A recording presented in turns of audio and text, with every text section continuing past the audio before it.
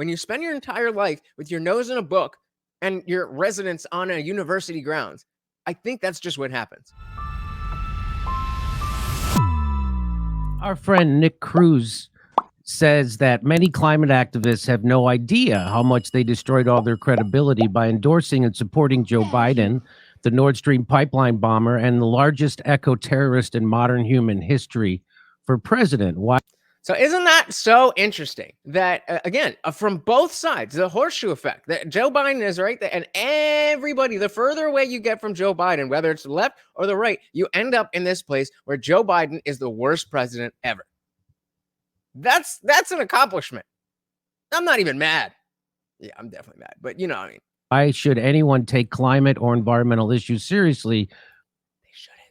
When you obviously do not. Now, what do you say back to that kind of critique that by endorsing him, you lose your credibility?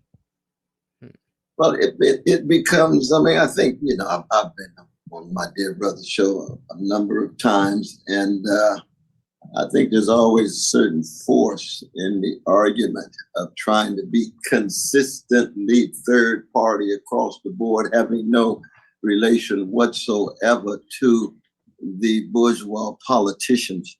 Holy word salad. Holy word soup. So he's basically just saying there's this idea that you have to be third party because the establishment is so bad that even if you know, like in his mind, he said he voted for Joe Biden in 2020 because he thought that, despite the fact that he hates the uniparty, excuse me, that he still thought, you know, it doesn't make sense to just go third party for the sake of going third party, that he thought Biden was a better option. So, you know, some respect there for, you know, regardless of whether I agree with you or not. You at least are you know, doing what you think is right and not depending on what other people think you should do or what you're supposed to do or anything like that. I think there's force to that, but I think the credibility that one has really is holistic. You all right, bro? What's going on? It's wholesale rather than just retail. And the credibility that you have in regard to being consistently against war, consistently against capital, consistently against white supremacy, even if it has different kind of stances from one election to the next. That would be one of the ways in which I would try to respond to that. That would be the beginning of a response to that. I'll be honest with you guys. I need to run that whole thing back. I have no idea what he just said. You know, I've been on my dear brother's show a number of. So yeah, the guy in the tweet here said, you know, back it up so we can even read it. Any climate activists have no idea how much they've destroyed their credibility by endorsing Joe Biden. So why should anybody take climate seriously if they're going to vote for somebody like Joe Biden? And then he was just asked for a response. And I think there's always a certain force in the argument of trying to be consistently third party across the board, having no relation whatsoever to the bourgeois politicians.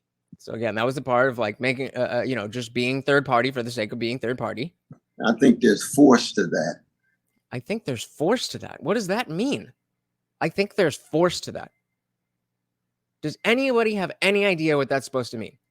But I think the credibility that one has really is. So the credibility that somebody has is holistic. It's wholesale rather than just retail. So it's wholesale rather than retail. It means any credibility that they have is for them completely. Like you're either a credible person or you're not a credible person. Which again, I don't necessarily completely agree with, because there's things where you could have credibility in knowing X, Y, and Z, but you don't know A, B, and C. But all right, at least we're with what he's saying. So there's force in voting third party for the sake of voting third party, whatever that means. And then credibility is holistic. That's so far the only thing he said.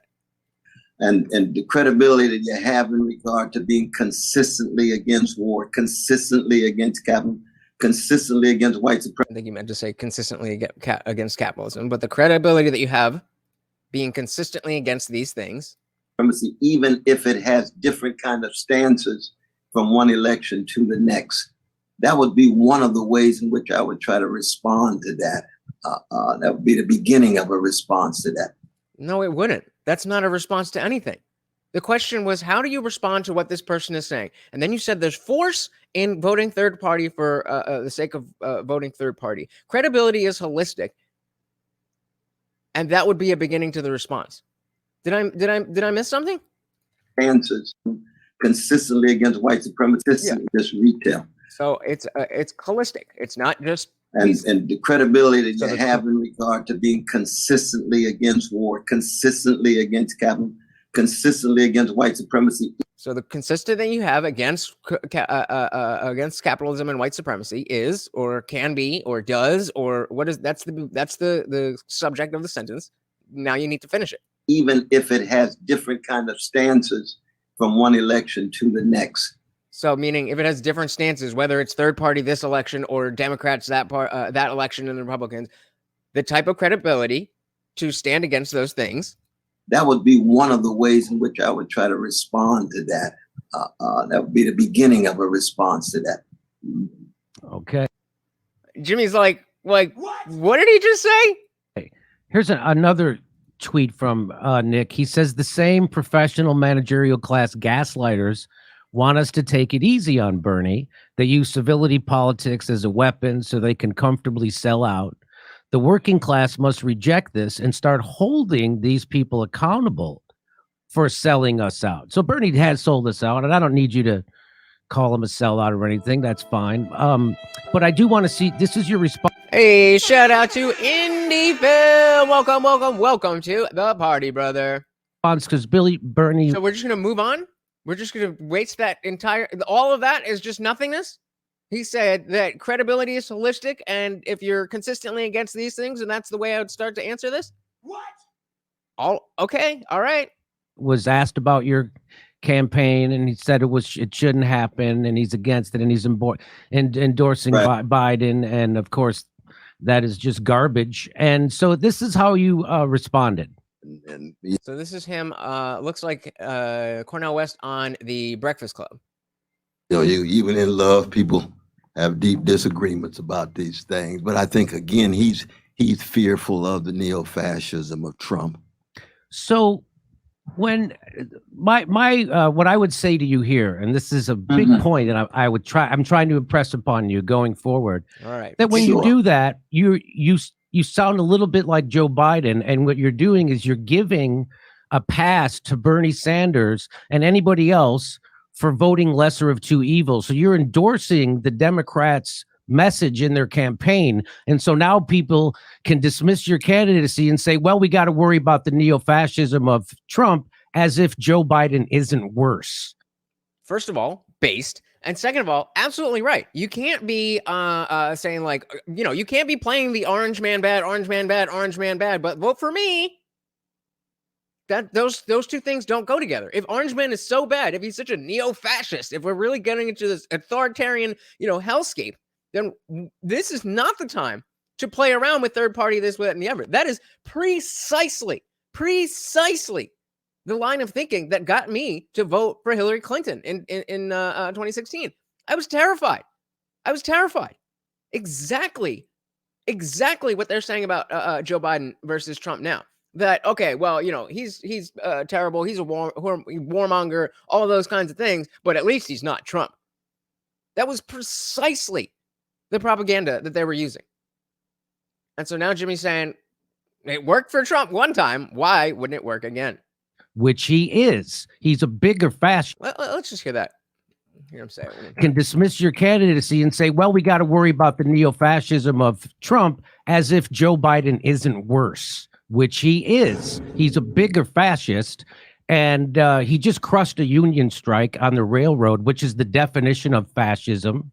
Hey, shout out to Tony Brasunas. Sorry, I'm terrible with names. Welcome. Tony says, well put here. Yes, does Cornel West really not get this, or does he pretend not to understand it? I'm really not sure. Because from everything that I've seen from him, even when I was a liberal, like I think I was introduced to him through Real Time with Bill Maher. And he always has this way of speaking almost like a preacher where, there's a lot of fluff.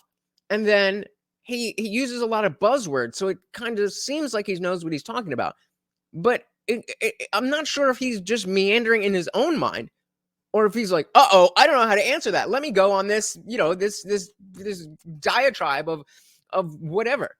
I don't know. I do not know either, but welcome, Tony. He's now trying to saber rattle with two nuclear powers, nuclear war, nothing more important than that. And what he's doing in Ukraine, you know exactly what he's doing, right? So he's the worst warmonger in the world. 300,000 Ukrainians have already been slaughtered in this proxy war that was provoked by NATO, which you know. So shout out to Ashit Patel. Welcome to the party. Said Cornel West is like if you were to combine Al Sharpton with Don King. Oh my goodness. That's a good one. I like that. We are starring that comment of the night so far. Welcome to the party. So when do you think that when you say that about when you call Donald Trump a neo-fascist and you don't say that about Joe Biden, what do you say when I tell you that you're undercutting your own campaign and you are propping up the Democratic message, which is that they are the lesser of two evil and you have to vote for Joe Biden so we don't have fascism. By the way, we already have fascism. As we all know, fascism is the joining of corporate and government to screw the worker. Yep. Shout out to Ziggs. Welcome. Say, why does he sound like he's in a Django movie? Yeah, he's just always talked like that. He's just, I think that's what intellectualism and academia, when you spend your entire life with your nose in a book, and your residence on a university grounds, I think that's just what happens. And that's exactly what Joe Biden, the Democrats, and Pete Buttigieg did. And so they will keep doing it, and they're not stopping it. And they're also for censorship, which is the hallmark of fascism. So this idea that this is quite a long question, Jimmy. This is quite a long question. Donald Trump is more of a fascist than Joe Biden undermines your own campaign. There's no doubt about that. And so what I would encourage you to stop doing that. What do you say back? So remember that Jimmy said all of this is about how much he loves Cornel West, how much he wants Cornel West to go as far as possible. And this is all to help him. Hey, no, we. And you know what? Well, we're up here, guys. Come on. You know you want that party to be raging. Take that share button, slap it, and plaster this everywhere so we can get the party raging. We deeply disagree on that, though, brother. I don't think, and this is what I disagree with Nick too, that, and I appreciate your advice here, cast in a respectful way, but we do, and I disagree with Brother Nick on this too, that I just got back from Mississippi. You know that. You know what the Jenkins and Parkins, the two brothers brutalized by the police. There at the church, the Klan still running wild, not just with votes, but terrorizing black folk. The goon squad finally got caught by. I thought you were talking about what happened coming back from Missouri or Mississippi or whatever. Now you're talking about the goon squad? Two lawyers, Brother Malik and Brother Trent. Now, what does that mean? That means that when you talk about fascism, you're talking not just about the rule of big money. No. We're gonna go back through this. This is becoming clearer, a lot clearer. As Tony was saying, is he pretending to not get this, or is he pretending to like, okay, we're gonna go through this like we did before? Folk, the goons still back. No. I would encourage you to stop doing that. What do you say? So the prompt is, I would encourage you to stop saying orange man bad, because that leads people to want to vote for Biden instead of feel like, well, a third party might be a reasonable option. That is the prompt. So let's see what he is actually saying and what he's trying to say back. Hey, no, we deeply disagree on that, though, brother. Okay, so that's the only clear thing that he said, that we disagree. That's going to hurt you. Okay. Hey, shout out to Gwantek. Welcome to the party. So Jimmy be looking bored. Don't you worry. It is gonna heat up. Yeah, right. I don't think, and this is what I disagree with Nick too. Okay, so he disagrees with Jimmy and with Nick. that, and I appreciate your advice here. You know, Okay, he appreciates the advice, but he disagrees. cast in a respectful way. But we do, and I disagree with Brother Nick on this too. You already said that. That I just got back from Mississippi. You know that. Okay, so you just got back from Mississippi. So the assumption is that whatever happened in Mississippi is going to be relevant to the question or the prompt that was given to you. That how do you respond to saying Orange Man bad is going to push people to vote for Biden. So he disagrees. He appreciates the criticism that it's respectful, and now he just got back from Mississippi. You know what, the Jenkins and Parkins, the two brothers brutalized by the police. Okay, we got to get details about them. The Klan still running wild, not just with votes, but terrorizing black folk. The Goon Squad finally got caught by the two lawyers, Brother Malik and Brother Trent. Now, what does that mean? That means that when you talk about fascism, Wait. What does what mean? What does what mean? That people got arrested, and when you're talking about fascism, the question was about you saying Orange Man bad. Johnny says, I don't doubt Dr. West's intelligence. He's smart for sure. I used to love him, but now I doubt what he stands for what he says. Well said, sir. Well said, sir. I completely agree. I think that, it might just be, my maturation. It might be my previous ignorance. It might be my current ignorance. But I completely agree with Tony that it used to be, even though he was kind of meandering, when he would talk, he would have a message and you would be able to grab onto that message. And now I'm not even sure what he stands for, much less if what he actually stands for what he says. Thanks so much for watching, guys. If you enjoyed that clip, check out the full live stream link in the bio and catch me live every Monday, Wednesday, Friday, 8 p.m. Eastern. See you there.